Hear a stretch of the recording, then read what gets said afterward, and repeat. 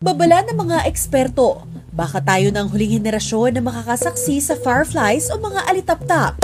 Parte ng childhood ng mga Pinoy, lalo na ng mga batang 90s, ang paghuli at paglalagay sa garapon ng mga alitaptap.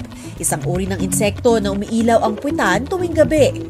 Ngunit ang insektong ito na minsang nagpasaya sa atin, maaaring maglaho na. Sa ngayon, hindi pa kinikilala ang insekto bilang parte ng endangered species. Ngunit ayon sa scientist, tuloy-tuloy pa rin ang pagbaba ng bilang nito sa buong mundo, lalo na sa Asia, Amerika at Europe. Ayon sa entomologist na si Jessica Ware, sanhi ito ng habitat loss, paggamit ng pesticides at light pollution.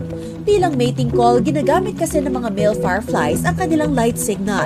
At kung gusto ng female fireflies ang light pattern ng male, nakikipag-communicate din sila sa pamamagitan ng kanilang ilaw.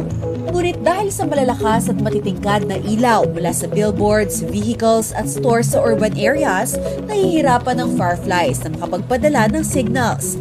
Sa kasalukuyan, may 2,000 species ang fireflies sa buong mundo at lahat sila ay nanganganib maubos. Kaya paalala ng mga eksperto, sa simpleng pagpatay ng outdoor lights tuwing gabi at pag-iwas sa insecticides ay malaking tulong para maprotektahan ang firefly species.